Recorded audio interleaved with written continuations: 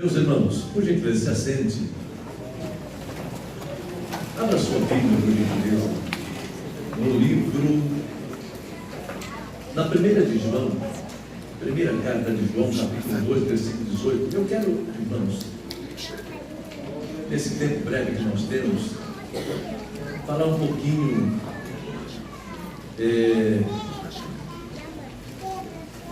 na área apologética, sabe? Defendendo a nossa fé, mostrando a responsabilidade de nós servirmos a Deus e termos uma compreensão maior e melhor sobre o que fazemos quando nós nos reunimos na igreja e até fora dela. Porque aqui a gente só passa 2 horas e meia, né? Naquele culto específico para adorar ao Senhor. Mas saindo daqui permanece crente. Segunda-feira o dia inteiro, terça-feira, quarta e assim vai. 1 de João capítulo 2, localize por gentileza o versículo 18. A primeira epístola de João, 1 de João 2 e 18, que diz assim.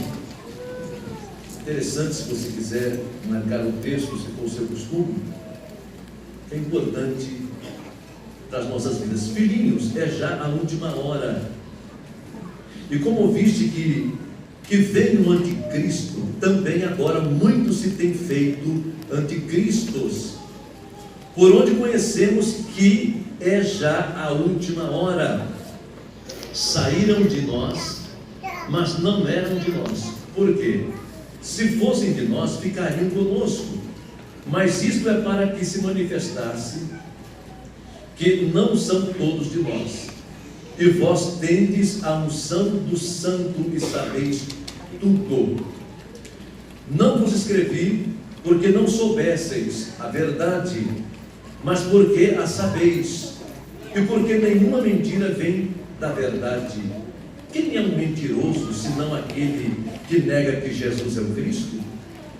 É o anticristo, esse mesmo que nega o Pai e o Filho. Qualquer que nega o Filho também não tem o Pai, e aquele que confessa o Filho tem também o Pai. Amém. Amém. Meus irmãos, eu sei que até esse final de semana agora, hoje, domingo, está se encerrando um trabalho aqui na California, e eles colocaram o tema exatamente 1 de João 2 e 18, mostrando que já é a última hora. E por várias noites os irmãos foram ali ministrados através dessa palavra interessante, que é familiar de todos nós, a conhecemos, e cada um trouxe ali uma porção da palavra de Deus. E você sabe que cada um segue uma direção que Deus dá dentro do versículo. Dentro do próprio versículo você pode buscar muitas vertentes sem ferir o texto. E ontem mesmo nós ouvimos o pastor William Ribeiro falando sobre esse assunto e mostrando sobre a vinda do Senhor, sobre o retorno de Jesus para arrebatar a sua igreja. Isso é uma doutrina estritamente bíblica. E nós já falamos aqui, temos aprendido isso em escola bíblica dominical. E é um assunto que às vezes foge um pouco do nosso dia a dia, foge um pouco dos nossos cultos. E às vezes nós somos, de certa forma, temos a tendência de trazer uma palavra motivacional. Geralmente quem vem ao templo, ele quer ouvir aquela palavra que vai jogar para cima. Ele chega triste, amuado, por conta das lutas, das dificuldades, e ele quer ouvir aquela palavra que estimula, não é? Aquela palavra que vai falar sobre fé, aquela palavra que vai tirar ele dessa inércia, e ele vai sair diferente. Deus faz isso? Perfeitamente. Deus pode trazer uma palavra ao nosso coração, ministrar a nossa vida, e nos dar-se uma levantada na nossa fé e na nossa confiança em Deus. Mas é importante saber que mesmo tendo muita fé, nós vivemos os embates da vida cristã. Eu senti a necessidade de poder falar um pouco, em pouco tempo, E lembrando até do que foi colocado aqui nessa noite, exatamente escolhido pela orquestra, sobre um pouquinho da história de Martinho Lutero, quando ele sofreu para trazer a igreja para os trilhos, para haver uma grande reforma, uma grande mudança. E não foi fácil. Então, para se sair do trilho, é muito fácil. E esse tipo de assunto, de ministração, nem sempre ele traz os aplausos. Por isso que o pastor é aquela pessoa que está sempre trazendo e gotejando a doutrina, a palavra de Deus, mostrando para o crente que existe uma responsabilidade de servir a Deus, e servir a Deus em piedade e com interesse de coração. Isso não deixa ele livre dos embates da vida, das perseguições. Olha o que viveu este homem, e olha o que viveu antes dele os apóstolos, homens que todos eles foram martirizados, com exceção de João, mas pagaram um preço alto por defender a doutrina, a palavra de Deus, a disseminação do evangelho que salva, que liberta, que traz salvação às pessoas. E o maior interessado em que o evangelho seja pregado é o próprio Deus, é o projeto de salvação para a vida de todo ser humano. Então Deus quer salvar os homens. Agora, uma vez salvo, uma vez liberto, uma vez com o nome escrito no livro da vida, nós precisamos defender a nossa fé. E Judas vai falar muito sobre isso. Judas é uma carta que não tem capítulos, é só versículos. E ele fala ali sobre a defesa da santíssima fé. Então você precisa defender a sua confiança em Deus. Nós precisamos defender a nossa confiança em Deus. É a apologia da nossa fé, a defesa da nossa fé. Até porque nós temos um terrível adversário, que é Satanás, que investe contra o corpo de Cristo na terra, a igreja. Então ele quer desanimá-lo, ele quer abatê-lo, ele quer colocar dúvida na sua mente, no seu coração. Será que é isso mesmo? Será que vale a pena? Estou no lugar certo? Não é? Então muitas situações ele coloca, ele ventila na mente das pessoas. E interessante que ele vai em todos os patamares. Ele vai na nave da igreja, vem no púlpito da igreja, ele ciranda, ele quer cirandar. O adversário, ele ciranda. E falando sobre isso, eu lembro que Jesus, ele disse para Pedro: ó Pedro, Satanás pediu para te cirandar como trigo, mas eu roguei ao Pai para que a tua fé não desfaleça. Então um apóstolo, uma coluna da igreja em Jerusalém, o inimigo cirandou, aquela cirandada, jogar para cima para voar palha. O inimigo sacudiu as estruturas do Pedro. Lembra disso? Foi um homem de Deus. E eu quero lembrar de Pedro aqui com cuidado, porque eu costumo dizer isso, que às vezes alguém lembra de Pedro só para detonar a biografia do Pedro, que o Pedro era incrédulo, que o Pedro negou, mas ninguém nunca andou sobre as águas, né? O Pedro andou sobre as águas, né? E ele deixou um exemplo para muita gente, uma coluna da igreja. Mas mesmo sendo uma coluna da igreja, o inimigo cirandou com a sua fé. Veja que ele negou em algum momento, seguiu Jesus de longe, mas a grande vitória do Pedro e a nossa é que nós temos um Cristo que intercede por nós, e ainda hoje continua intercedendo por nós, por mim, por você.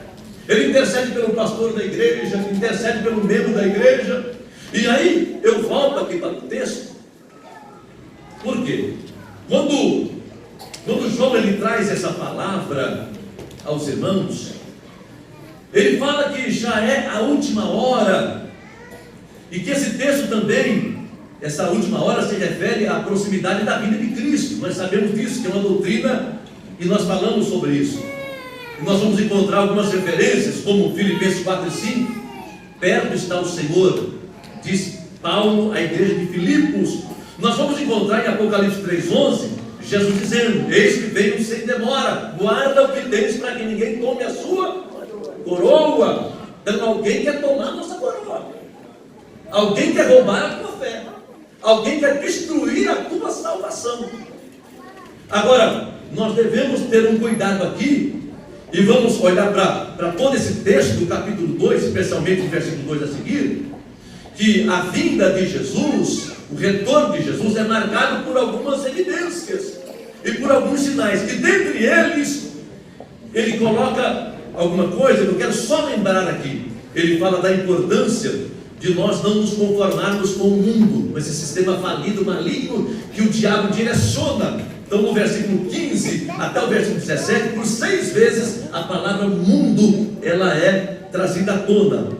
Se você estiver com a Bíblia aberta, me acompanhe, 1 de João 2,15, e não ameis o mundo, nem o que no mundo há. Se alguém ama o mundo, o amor do Pai não está nele. Bíblia na sua simplicidade.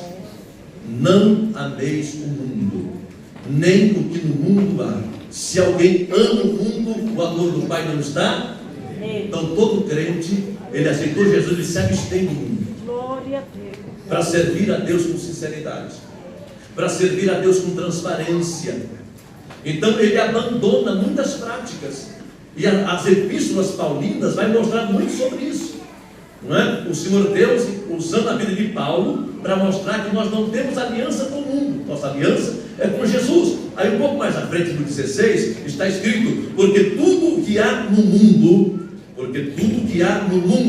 a concupiscência da carne, a concupiscência dos olhos e a soberba da vida, não é do Pai, mas do mundo. Aí no 17 ele diz: e o mundo passa e as suas concupiscências, mas aquele que faz a vontade de Deus permanece para sempre. Então vale a pena ser Glória a Deus. Aleluia. Vale a pena ser cristianizado. Vale a pena estarmos na presença do Senhor. Vale a pena ser um discípulo de Jesus. Glória a Jesus. Agora aqui eu quero colocar um parêntese. Nem sempre, irmão, você está alegre, feliz. A gente não é só crente em Deus porque nós temos alegria, tem tristeza também. Tem luta, dificuldade, emprego, desemprego, enfermidade, saúde. Amém? Amém.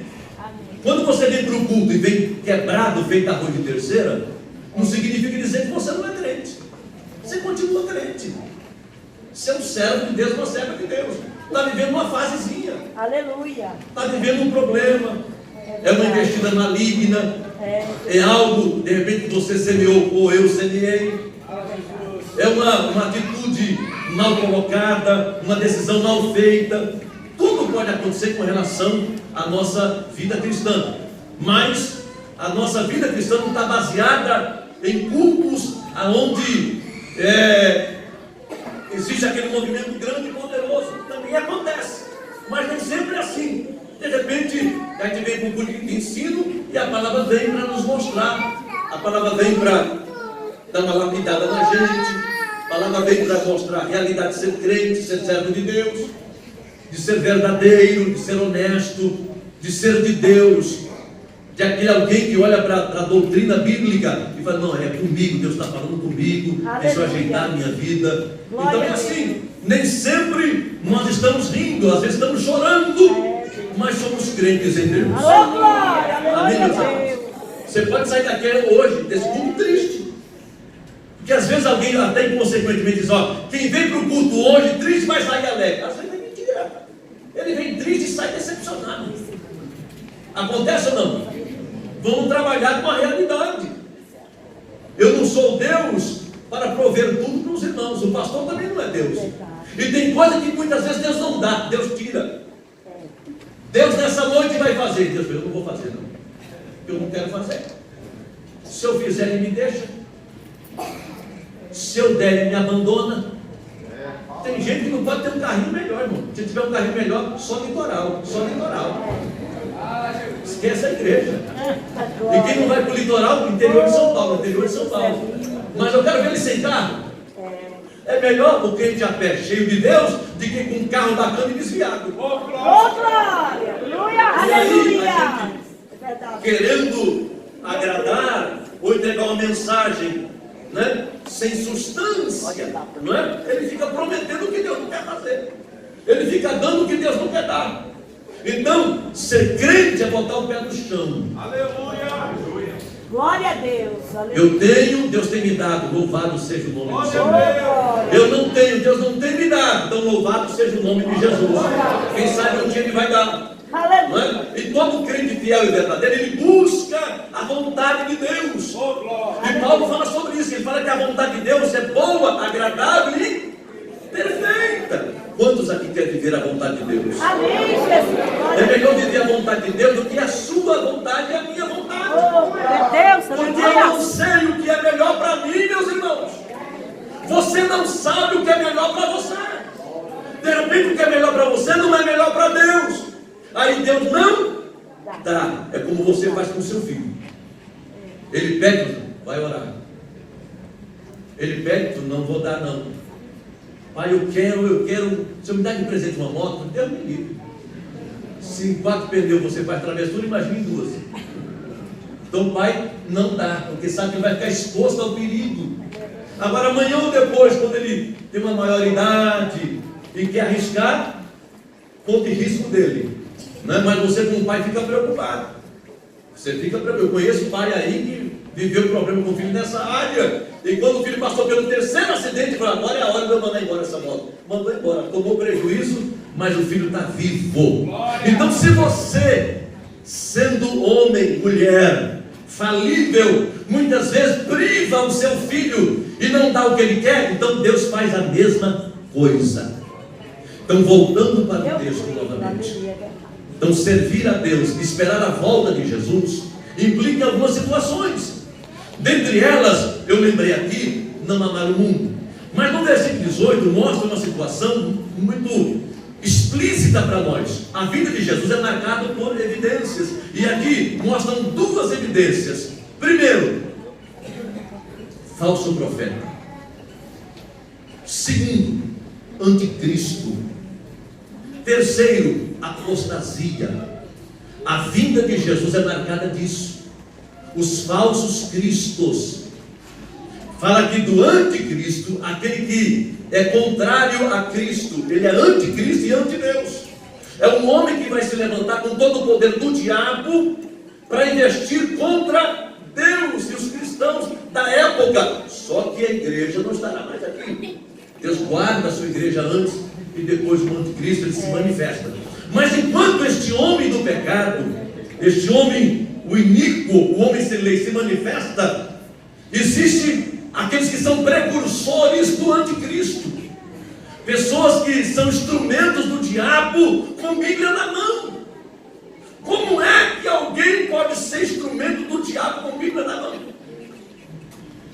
Porque quando alguém é instrumento do diabo com uma arma na mão, você vai dizer, ele é filho de Satanás. Olha o que ele está fazendo, matando, roubando, destruindo. Quando ele está fazendo atrocidade, que é aberração, aí faz, é um instrumento do maligno. E quando alguém está com a Bíblia na mão, fala Jesus. E quando alguém, em nome de Cristo, em nome da religião, em nome de Deus, faz atrocidade.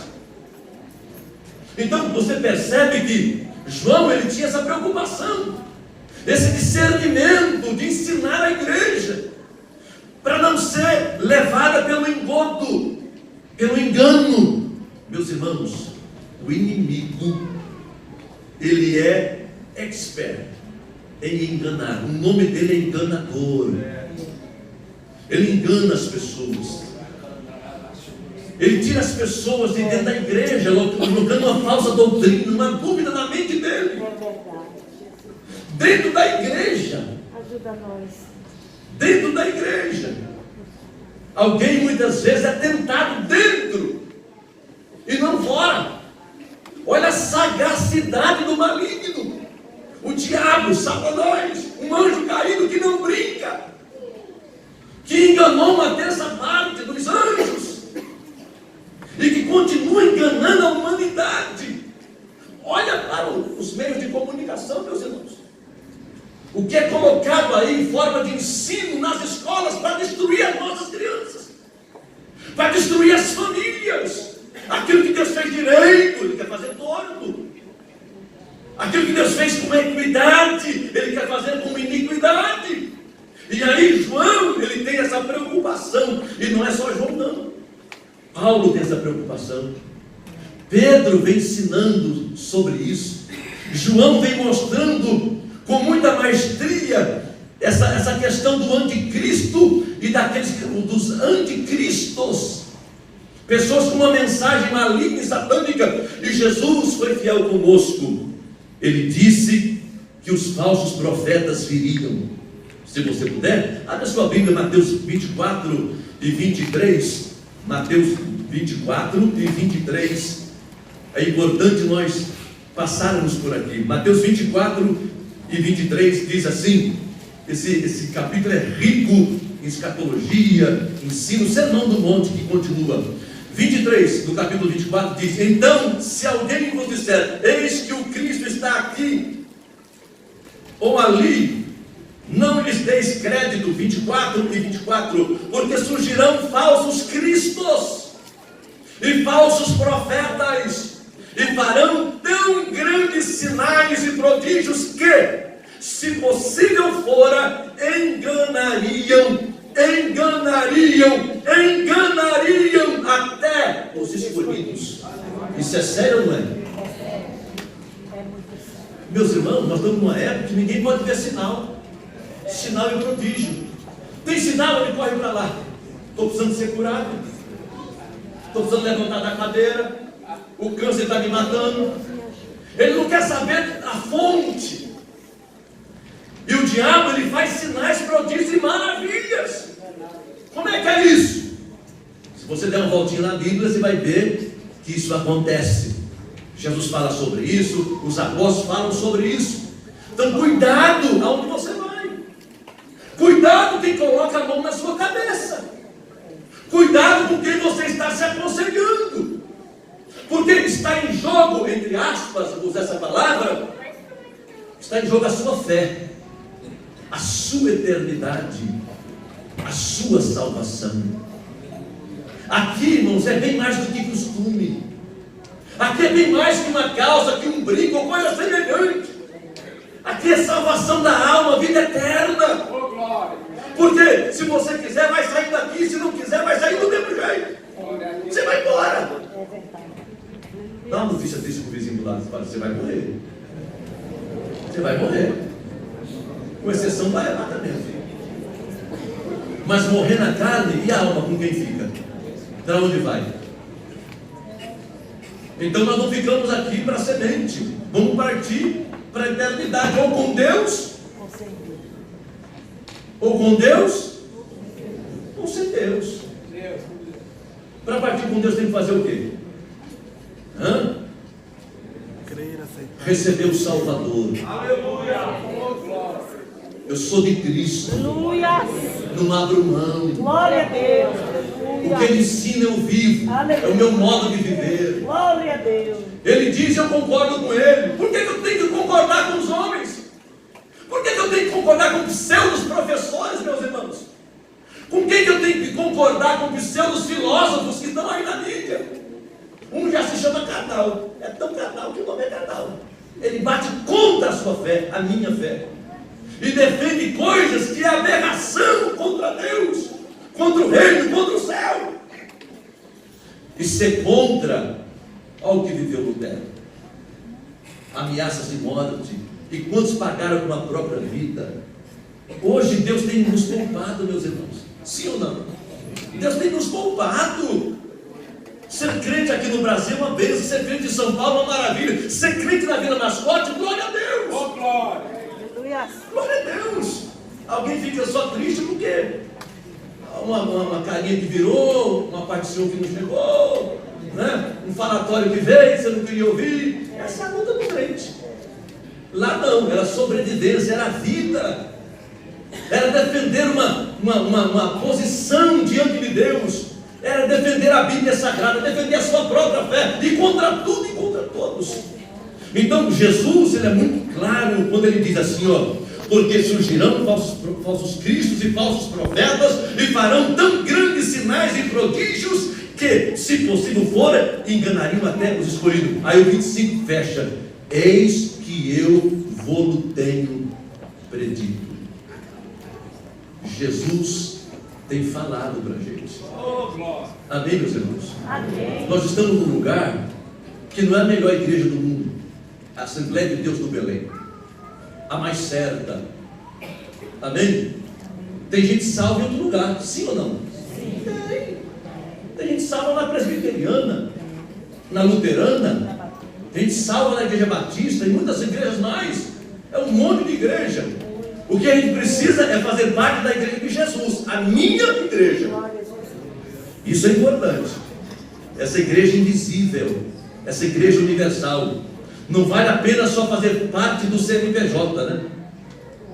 Da organização. Tem gente que morre pela organização, mas não morre pelo organismo. O organismo vivo, que é a igreja do Senhor Jesus Cristo, que não tem demônio do inferno que bata essa igreja, que sobrejuga essa igreja, porque ela é de Deus, é o corpo de Jesus. E o privilégio é ser parte dessa igreja. E aí, Deus te coloca num lugarzinho que você se adaptar melhor, que você se identifica, que você gosta. Não é? Muitos vêm para cá porque gostam de estar aqui. Faz bem. Não é? Existe uma comunhão. Eu gosto de estar na Mascote, ali na Tianguá 25. Tem gente que já prefere estar em outro lugar, não é? Mas servindo a Deus, adorando a Jesus. Então, voltando para o texto, eu quero voltar novamente para o texto e mostrar que Paulo, ele faz uma colocação quando ele fala de anticristos. E aí, eu quero só lembrar que o tempo está chegando aqui, só faltam 3 minutinhos, 4. Olha o que diz, abra sua Bíblia aí, por gentileza, 2 de Coríntios 10, 11 e versículo 1. 2 de Coríntios 11, 1. Glória a Deus. Você vai sair daqui hoje dizendo assim: eu prestei a Deus um culto racional, um culto com a minha razão, não só o culto com a emoção. Amém? Não, essa é a minha convicção. Eu entendi o que o pastor falou, a palavra foi de orientação para a minha vida, para a minha fé. Não vou abrir mão, tanto alegre, tanto triste, continuo crente. E aí, crente, irmão, até o tutano. Amém, Jesus. Mas você está passando uma tribulação? Estou passando uma tribulação, mas estou crente. Estou mais crente que ontem. 2 de Coríntios 11. Olha o que diz a Bíblia sobre falsos apóstolos. Acompanhe por gentileza. Tomara que me suportasseis um pouco na minha loucura, suportai-me, porém, ainda. Olha o que Paulo diz, o ensinador da igreja. Este homem que caiu decapitado, pagou com uma vida por causa desse evangelho, pela defesa do evangelho. Ele diz aqui, versículo 2: porque estou zeloso de vós, com o zelo de Deus. Porque estou zeloso de vós, com o zelo de Deus. Porque vos tenho preparado para vos apresentar como uma virgem pura, a um marido, a saber, a Cristo. Mas temo, olha o que a Bíblia diz, meus amados, mas temo que, assim como a serpente enganou Eva com a sua astúcia, assim também sejam de alguma sorte corrompidos os vossos sentidos, e se apartarem da simplicidade que há em Cristo. Porque se alguém for pregar-vos outro Jesus, que nós não temos pregado, ou recebeis outro Espírito que não recebestes, e outro Evangelho que não abraçastes, com razão sofrereis. Você entende aqui, ó? Ele fala outro Jesus, outro Espírito e outro Evangelho. É sério, não é? Isso é feito através de quem? Dos falsos mestres, os falsos apóstolos, os anticristos, que não zela pela palavra, que pega um texto fora do contexto e cria pretexto para escravizar uma alma. Por isso você está com a Bíblia aberta aí, para conferir se é isso mesmo, se o texto bate com o contexto, se é dessa maneira mesmo. Aquele crente bereano que confere tudo. Não, é dessa maneira que o pastor está falando mesmo. Está certinho, estou acompanhando aqui, é desta maneira. Então você percebe que existe falsos cristos, existe um falso evangelho e existe um falso espírito. Tudo isso para enganar, tudo isso para fazer com que você e eu se aparte da simplicidade que é em Jesus. Tudo que o diabo quer é te apartar de Jesus, e eu também. Agora a pergunta é essa: você vai deixar? Pergunta para o vizinho: você vai deixar? Não posso deixar, mesmo que eu sofra a perda, eu não posso deixar com que as pessoas me apartem de Cristo. Por quê? Com isso encerro. O céu é de Deus, meus irmãos. O céu é de Deus. Quem que é o céu? Tem que entrar pela porta. Quem é a porta? Jesus. A porta é Jesus. O caminho é Jesus. A verdade é Jesus. Aleluia.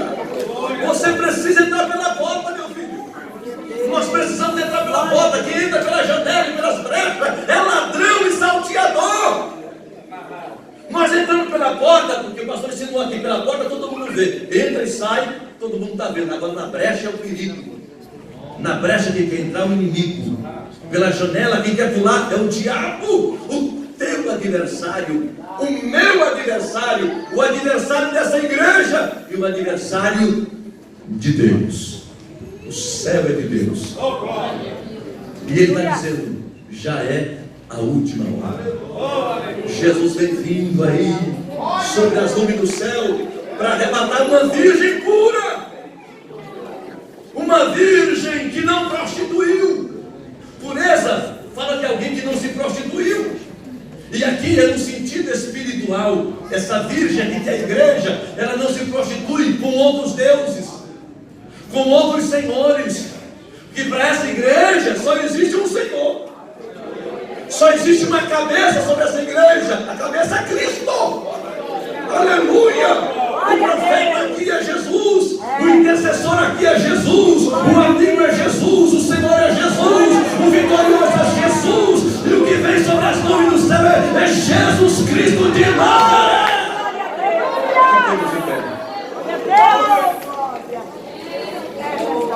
Tem muito Martinho Lutero aqui nessa noite. Tem muito. Pergunta para o vizinho: você é o Martinho? Você é o Martinho? Pode perguntar até para quem tem um sexo feminino: você é o Martinho? Porque eu sou a Virgem de Deus. Eu sou a noiva do Senhor. Você é o Martinho?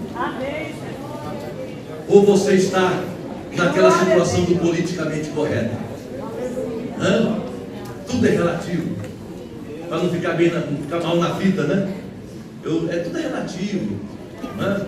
Politicamente correto, concordo com tudo para ninguém me perseguir.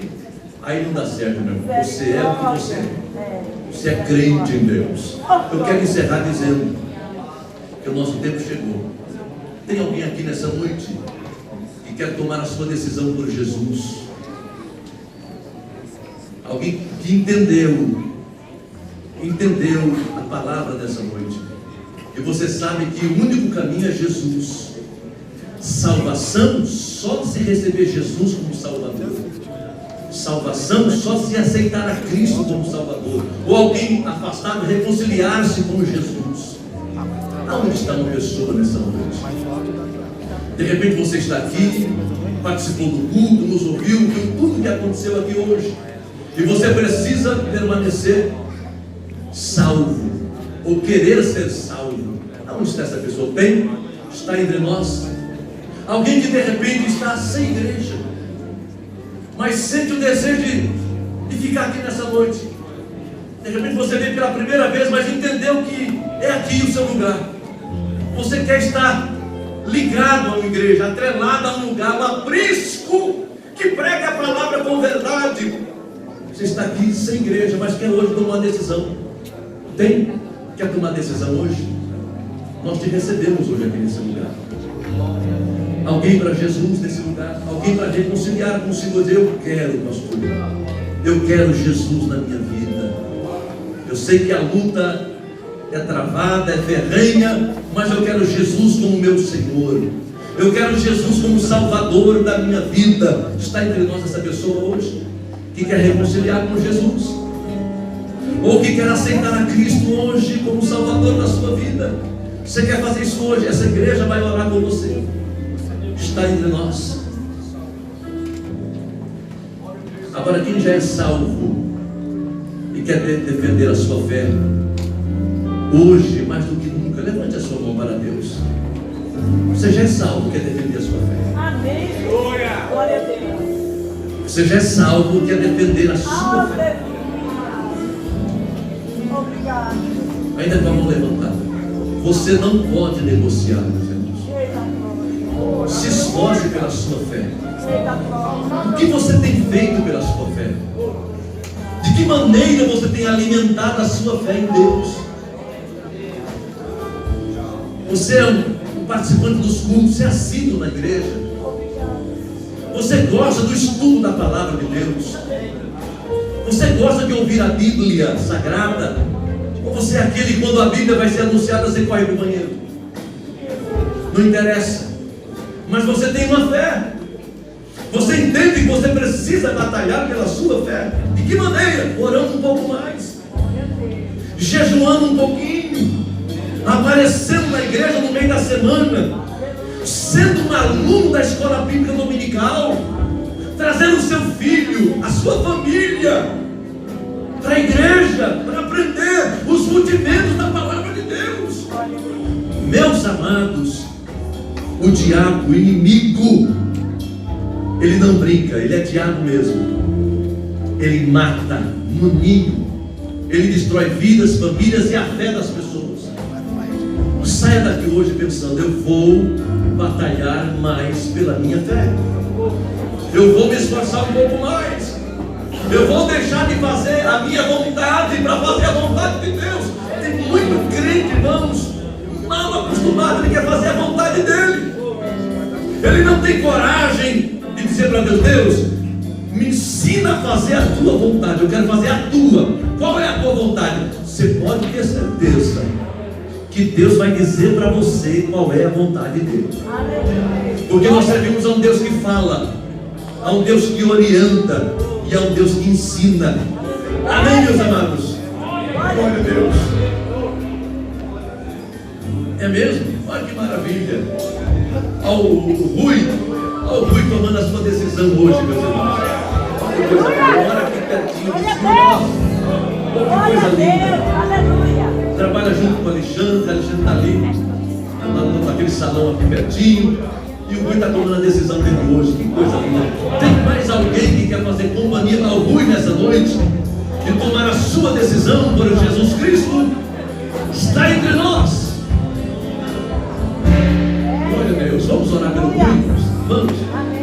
Colega de trabalho, para que Deus trabalhe na vida dele, para que Deus oriente.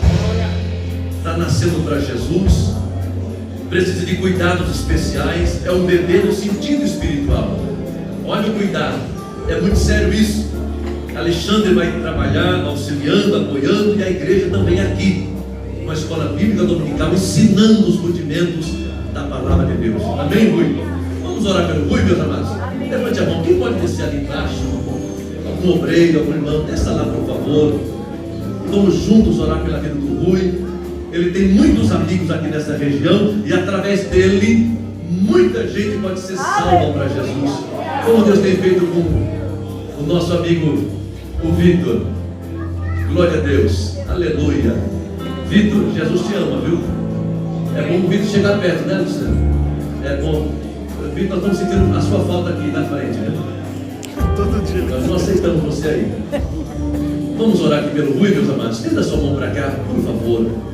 Querido Deus e Pai, em nome de Jesus Cristo, aqui está o Rui, meu Deus, colega do Alexandre, que veio ao culto nesta noite, meu Pai, ouviu a Tua palavra, viu e ouviu algumas coisas importantes aqui no culto de adoração e louvor a Ti, e hoje, Pai, voluntariamente ele toma a sua decisão, aceitando o Senhor como Salvador da sua vida. Ó Deus, Trabalha na mente dele, no coração dele, Senhor. Dê sabedoria, entendimento, discernimento, meu Pai. Que o Senhor possa plantá-lo aqui na tua casa, na tua presença, e que ele possa crescer na graça e no conhecimento. Quebra as algemas, as amarras do maligno, meu Deus, e que ele seja livre para te adorar, livre para te servir, ó Deus. Toma nas tuas mãos, abençoa ele, a sua casa e a sua família. No nome de Jesus nós te pedimos, agradecidos sempre. Amém. Glória a Deus. Nós vamos orar, meus irmãos. Nós vamos orar agradecendo a Deus pelo culto dessa noite. Diferente, não é? Você está indo para casa com uma palavra de 1 João 2,18. Lê todo esse capítulo, que você vai ser enriquecido na fé. Amém? E haverá defesa na tua confiança em Deus. Quero pedir aqui para o nosso amigo Eric orar e agradecer a Deus. Meus irmãos, mais um anúncio. Então, quem estiver interessado naquele curso de sábado, pode me procurar para nós fazermos o cadastro, tá bom? Vamos orar. Senhor, te agradecemos por este culto maravilhoso, tudo quanto o Senhor falou aos nossos corações. Obrigado, Senhor Deus, pelos louvores que a Ti podemos entoar. Obrigado por podermos oferecer as nossas vidas como sacrifício vivo, santo e agradável a Ti, Senhor Deus. Obrigado por o Senhor ter nos guardado. Obrigado pela salvação que o Senhor comprou por nós por um preço inigualável. Obrigado, Senhor Deus, por podermos cultuar a Ti. Agora despeça-nos da Tua paz, guarda-nos nessa semana, usa as nossas vidas, Senhor Deus, para anunciar a Tua palavra aos corações perdidos. Guarda-nos debaixo das Tuas poderosas mãos, Senhor Deus. Nós louvamos o Teu nome, te pedimos e te agradecemos, em nome de Jesus. Meus irmãos, antes da bênção apostólica, tem pessoas perguntando quando é o batismo. E o batismo é uma ordenança de Jesus. Todos quantos querem ser o seguidor do Nazareno precisa passar pelo batismo. Tem que batizar em águas, corpo inteiro. Essa é a doutrina da palavra de Deus. E o último domingo de novembro está marcado o nosso batismo. Tem várias pessoas aqui que precisam descer as águas. Duas grandes ordenanças: batismo em água e a ceia do Senhor. É ter uma aliança linkada a Jesus, batismo em água e Santa Ceia. Então, último domingo de novembro, nós estaremos descendo ali algumas pessoas, dentre eles o Vitor também. Está animado? Glória a Deus! Aleluia, Deus abençoe o Vitor, né? O Vitor passou por um ventinho esses dias aí, passou por uma tribulaçãozinha, mas está crente no hotel do Dano, viu? Deus abençoe o Vitor em nome de Jesus. Estenda a sua mão para cá. Deus abençoe os irmãos que cooperaram conosco, com o Gustavo, Deus abençoe, a Érica, a Gisele e muitos outros que cooperaram conosco aqui nessa noite. É um prazer ter vocês aqui, em nome de Jesus. A família do maestro que veio de longe, lá de Marília, e aquele casal que veio lá de Manaus, né? Deve estar visitando a família. Deus abençoe vocês, viu? Estão passando só uns dias por aqui. É a família do Hudson. Muito bem. Então, retornando para lá. Vão ficar? Muito bem. Mas pode voltar outras vezes e um bom retorno para Manaus. Deus abençoe grandemente. O Hudson é uma bênção de Deus. Em Manaus para o mundo, né? Até aquele casal pensa maravilhoso. Feche seus olhos, estenda sua mão, por favor. A graça de nosso Senhor Jesus Cristo, o amor de Deus, a comunhão do Espírito Santo esteja com cada um de nós agora e sempre. Todos digam: não.